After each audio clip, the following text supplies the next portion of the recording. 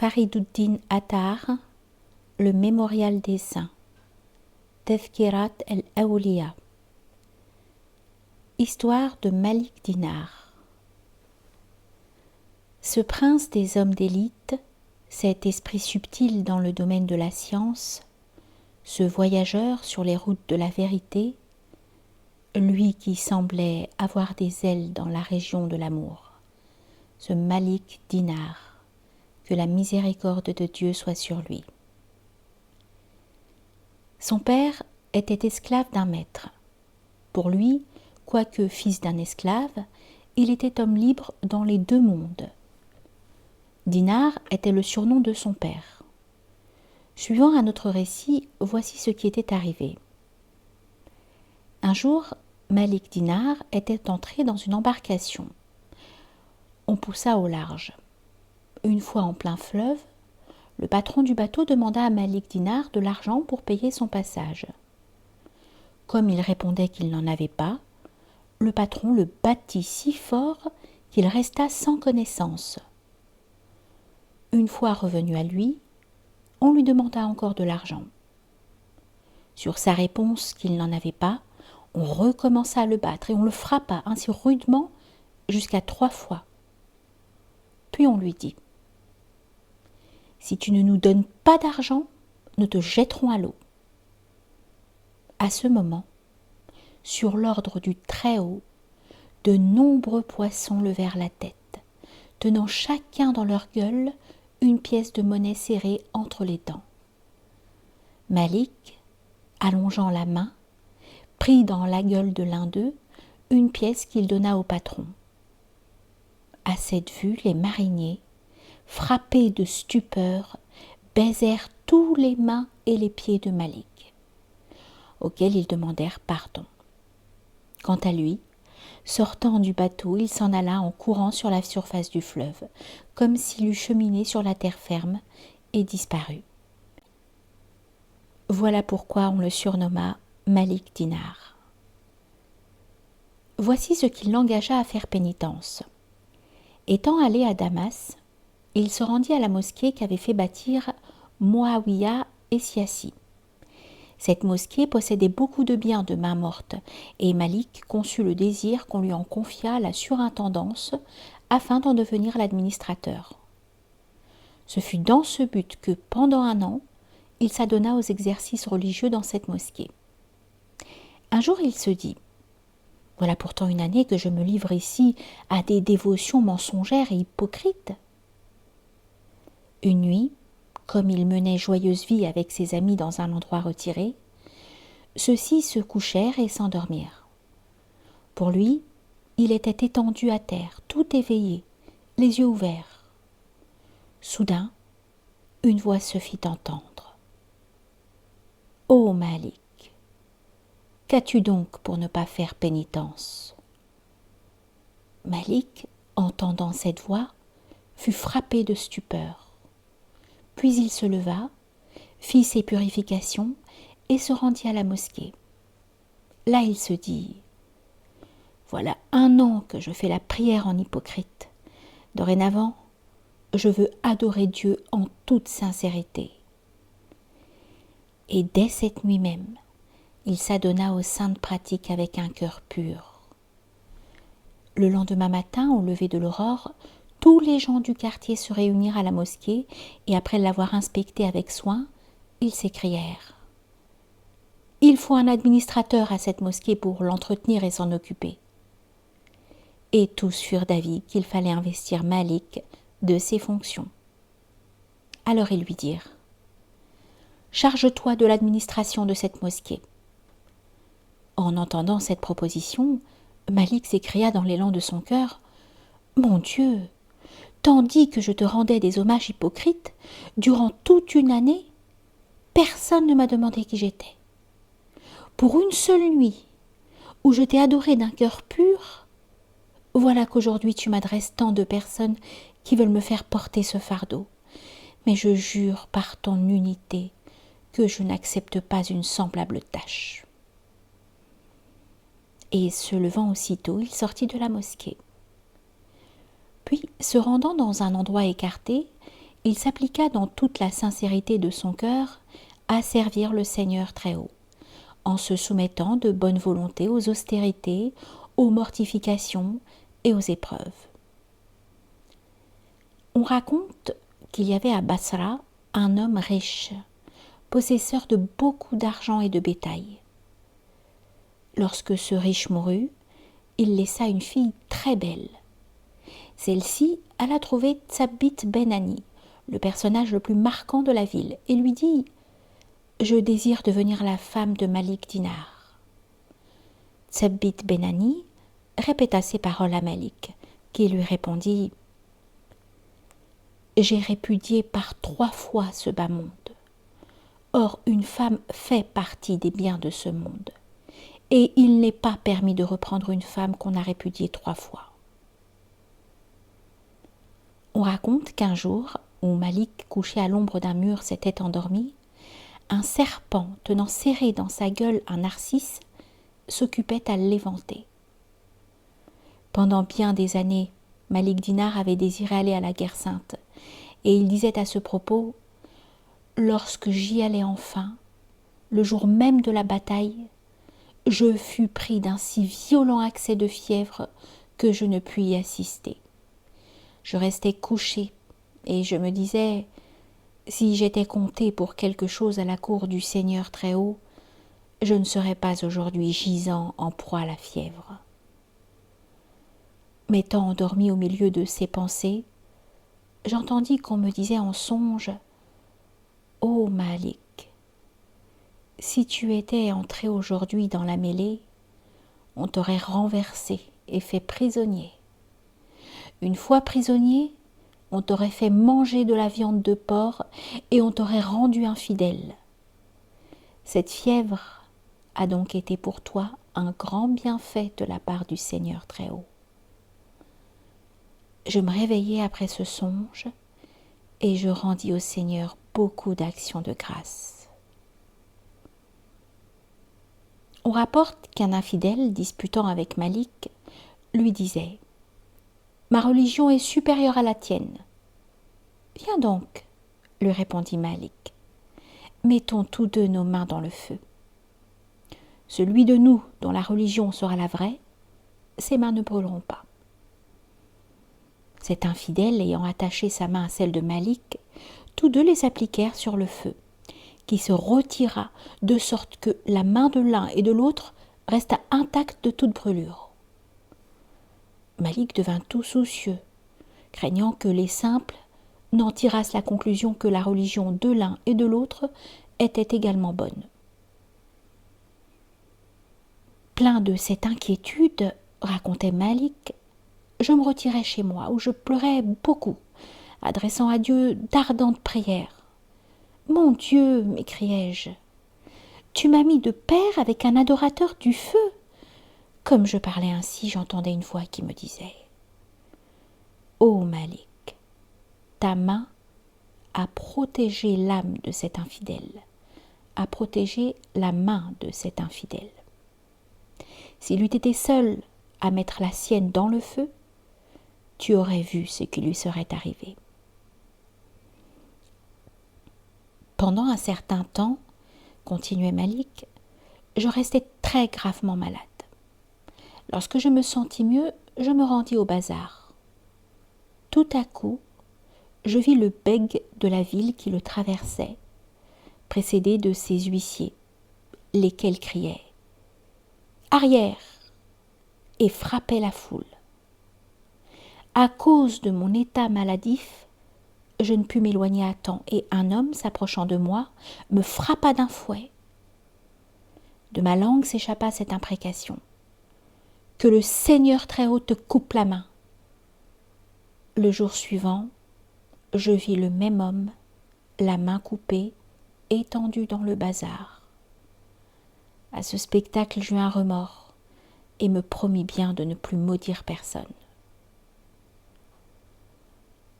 Un jeune homme, de manière fort brutale, était voisin de Malik, qui était toujours dans les transes à cause de sa méchanceté, mais attendait patiemment qu'un autre que lui s'en plaignît. Un jour, une troupe de gens vinrent lui faire leur doléance à ce sujet. Malik alla trouver ce jeune homme pour lui faire des remontrances, mais c'était un arrogant au cœur altier qui répondit « Je suis un des familiers du sultan. »« Eh bien, je te dénoncerai au sultan, dit Malik. »« Bah, s'écria l'autre, quand même, j'en ferai 100 fois autant. Le sultan ne me dira rien parce qu'il est content de mes services. » Alors, poursuivit Malik, si nous ne parlons pas au sultan, c'est au miséricordieux que je vais m'adresser. La générosité du miséricordieux est grande, observa le jeune homme. Ce n'est pas pour si peu de choses qu'il me prendra. Je ne trouvais pas de réponse à cela, racontait Malik, et je me retirai chez moi. Quelques jours après, l'insolence de ce jeune homme étant devenue plus grande encore, une foule de gens vinrent me trouver pour s'en plaindre. « Eh bien, leur dis-je, je vais aller lui donner une leçon. » Comme j'étais en route, j'entendis une voix qui disait « Oh Malik, ne va pas te commettre avec notre ami. » En entendant cette voix, je fus frappé de stupeur et je me rendis chez ce jeune homme. Sitôt qu'il me vit, « Hé Malik, dit-il, qu'est-ce qui t'amène encore ici ?»« Je t'apporte une bonne nouvelle, répondis-je. Et je lui parlai de la voix que j'avais entendue en route. À ce récit, ce jeune homme s'écria « Puisqu'il en est ainsi, je vais dépenser à son service tout ce que je possède. Tel sera son bon plaisir, tels vont être mes actes. Or il se plaît surtout aux bonnes œuvres faites pour lui rendre hommage. Je promets, dans mon repentir, que je ne commettrai plus aucune mauvaise action. » Et aussitôt, il consacra au service de Dieu tout ce qu'il possédait en argent et en biens fonds. Puis sortant de la ville, il se dirigea vers le désert et personne ne le revit plus. Bien longtemps après, racontait toujours Malik, je vis dans la Kaaba ce jeune homme qui était devenu mince comme un cure-dent. « Où en es-tu » lui dis-je, et lui de me répondre. Lui avait dit en parlant de moi, « Il est notre ami. » Eh bien, Malik, je vais chez mon ami.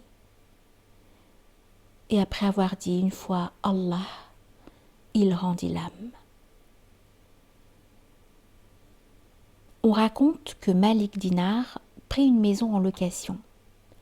Il avait pour voisin un juif. Le mirhab où Malik faisait sa prière était tourné du côté de la demeure du juif. Celui-ci ne manquait pas chaque jour, quand il satisfaisait ses besoins naturels, de venir verser ses ordures contre le mihrab où Malik faisait sa prière. Et Malik ne manquait pas non plus chaque jour de les enlever. Au bout de quelques jours, ce juif vint trouver Malik et lui dit « Nos privés sont tournés du côté de ta maison. N'en résulte pas pour toi bien des désagréments ?»« Il y en a effectivement, répondit Malik, mais j'en suis quitte pour nettoyer et laver. » Il est étrange, poursuivit le juif, que, malgré la peine qui en résulte pour toi, tu restes assez maître de ta colère pour ne pas la laisser paraître. Le Seigneur Très-Haut, observa Malik, dit dans la parole, « Quiconque, ayant conçu de la colère contre quelqu'un, la maîtrisera et ne lui fera aucun reproche. Je lui ferai miséricorde et lui accorderai un rang élevé près de moi. »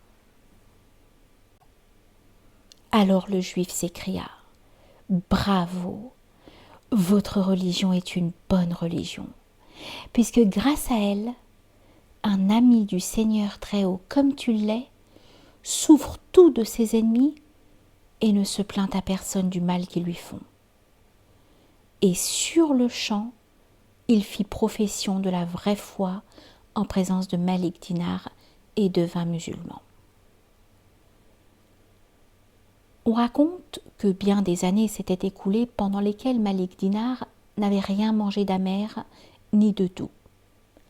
Une fois après avoir été malade, il désira de la viande. Il résista pendant 10 jours, au bout desquels, n'y tenant plus, il se rendit à la boutique d'un tripier auquel il acheta un pied. Puis il s'en alla. Le tripier dépêcha son apprenti à la suite de Malik. « Va, lui dit-il, et observe s'il mangera ou non le pied. » L'apprenti rapporta que Malik, s'étant rendu dans un lieu isolé, avait senti par 3 fois ce pied, puis s'était écrié « Allons, ma sensualité, voilà tout ce que tu en auras. » Et il avait donné à un derviche ce pied avec du pain. Il disait « Ô mon corps languissant, ce n'est pas par inimitié contre toi que je te fais voir toutes ces épreuves, mais patiente seulement quelques jours. Tes peines seront finies, et tu arriveras à une félicité qui n'aura jamais de terme. » Il disait encore « On prétend que quiconque ne mange pas de viande pendant un espace de 40 ans, sa raison n'y résiste pas. Pour moi, voilà 20 ans que je persiste à ne pas en manger, et cependant, ma raison va croissant de jour en jour. » On raconte que Malik Dinar, durant un séjour de 40 ans à Basra, ne mangea jamais de dattes. Chaque année, à l'arrivée de l'hiver, lorsque la saison des dattes était passée, il découvrait son ventre en public et disait en s'adressant à la foule « Voyez, vous autres, je n'ai pas mangé de dattes, et cependant, mon ventre n'a pas diminué. Et vous, qui en avez tant mangé, les vôtres n'en ont rien augmenté. » Au bout de 40 ans, la sensualité de Dinar s'éveilla et réclama des dattes. Et Malik de lui en refuser. Une nuit, il entendit une voix. « Ô Malik, mange des dattes, lâche la bride à ta sensualité. » Alors Malik, s'adressant à sa sensualité, lui dit « Si tu gardes le jeûne une semaine entière, et que tu ne manges rien ni la nuit ni le jour, au bout de cette semaine, je te donnerai des dattes. » Malik jeûna donc toute une semaine, à la fin de laquelle il acheta des dattes qu'il mit dans le pan de sa robe. Comme il était entré dans une mosquée pour les y manger tranquillement, un jeune enfant se mit à crier « Père, il vient d'entrer dans la mosquée un juif qui s'y est installé pour manger des dattes. » Le père de cet enfant vint, un bâton à la main, pour en frapper Malik. Il entra et du premier coup d'œil reconnut Malik. Aussitôt, tombant à ses pieds, il s'excusa en lui disant « Ne te fâche pas. Chez nous, personne ne mange, le jour dans la mosquée, excepté les juifs. » Voilà pourquoi cet enfant qui ne te connaissait pas a dit « C'est un juif. Ne te mets donc pas en colère contre nous. » En entendant ces excuses, Malik lui répondit « Mon cher ami, c'est pour me donner une leçon que le Seigneur Très-Haut m'a adressé ces paroles qui viennent d'en haut. C'est à lui que je les attribue et non à vous. » Et il ajouta « Mon Dieu, tu m'as traité de juif quand je n'avais pas encore mangé des dattes. Si j'en avais mangé, tu m'aurais traité d'infidèle. » Et il s'engagea par serment à ne jamais manger de dattes. On raconte qu'un jour, un incendie s'étant déclaré à Basra, Malik, prenant son bâton et ses chaussures, monta sur un tertre où il demeura, se félicitant d'avoir échappé au danger. Tandis qu'une partie des habitants était en proie aux flammes, d'autres prenaient la fuite et d'autres s'occupaient à sauver leur argent. Alors Malik s'écria « Ceux qui sont pesamment chargés vont brûler et ceux qui n'ont qu'un fardeau léger échapperont au fléau. Ainsi en sera-t-il au jour de la résurrection. On raconte que Malik Dinar, étant allé prendre des nouvelles d'un malade, vit que sa dernière heure approchait. Aussitôt, il commença à prononcer tout haut les paroles de la profession de foi musulmane.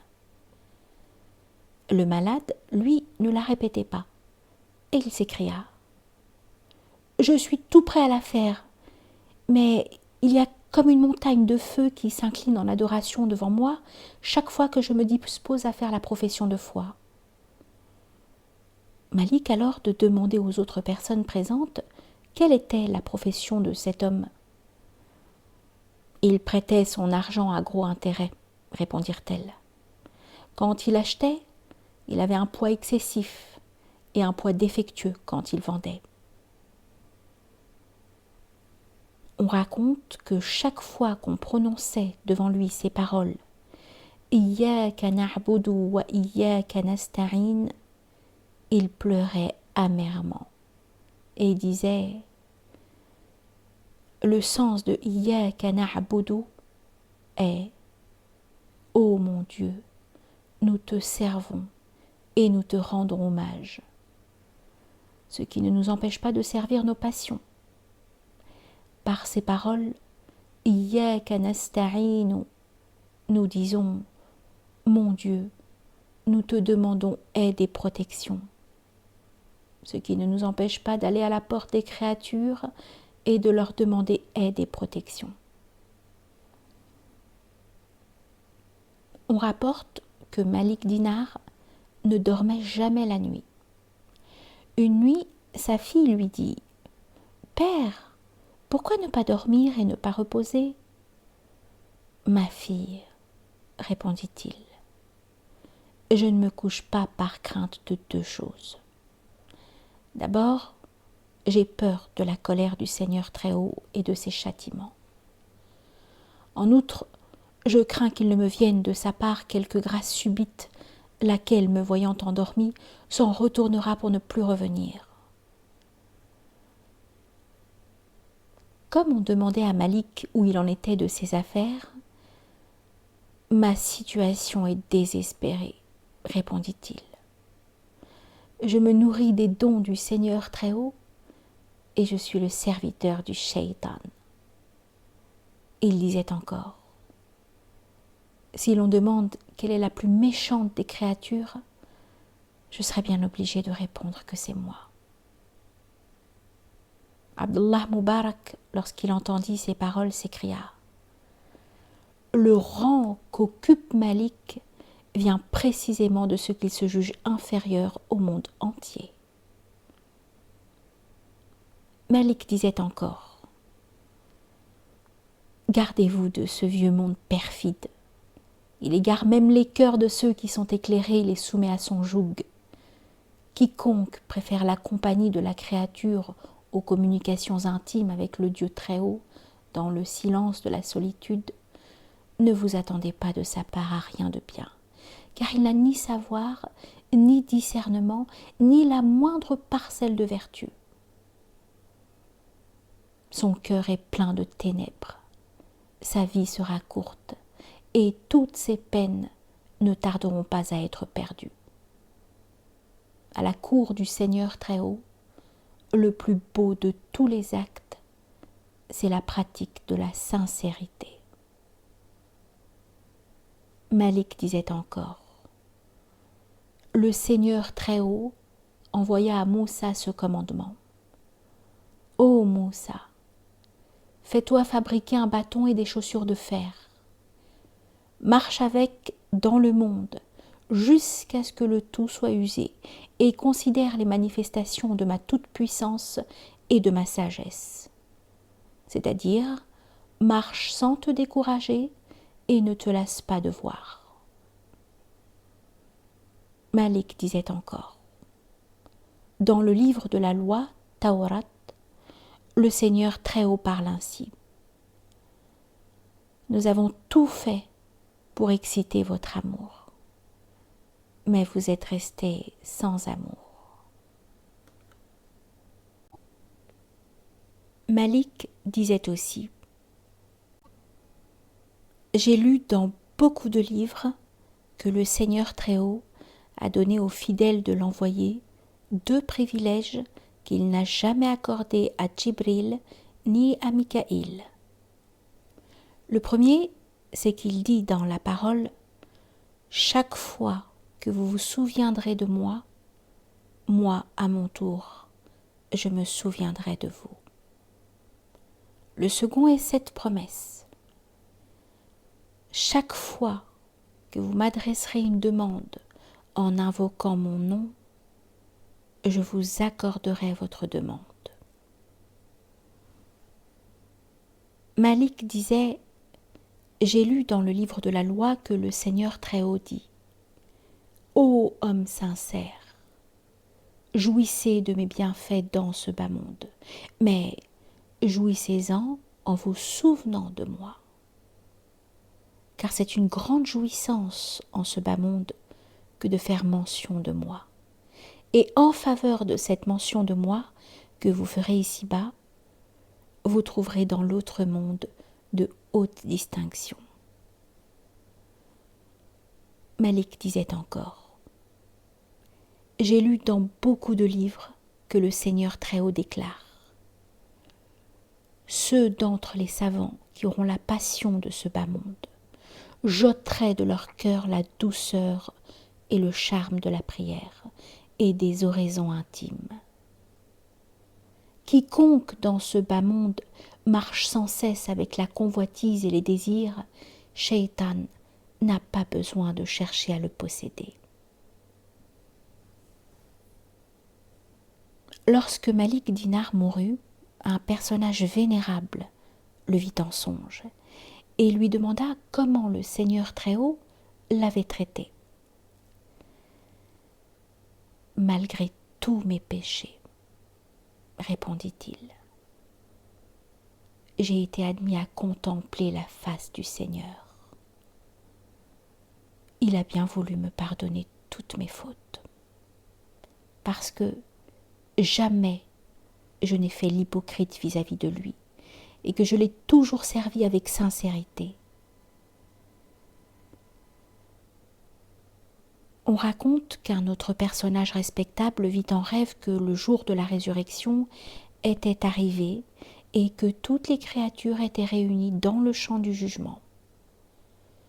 Une voix commanda: introduisez dans le paradis Malik Dinar et Mohammed Vassi. Je regardais, disait le narrateur, pour voir lequel des 2 docteurs entrerait le premier dans le paradis. Et je remarquai que ce fut Malik Dinar. Je demandai pourquoi il entrait le premier, puisque dans ce bas monde, Mohammed Vassi avait été le plus parfait et le plus docte. C'est, me dit-on, parce que Mohammed Vassi avait 2 chemises, tandis que Malik Dinar n'en possédait qu'une. Mohammed Vassi est resté en arrière pour avoir à rendre compte de cette chemise qu'il avait en plus. Dieu seul sait tout.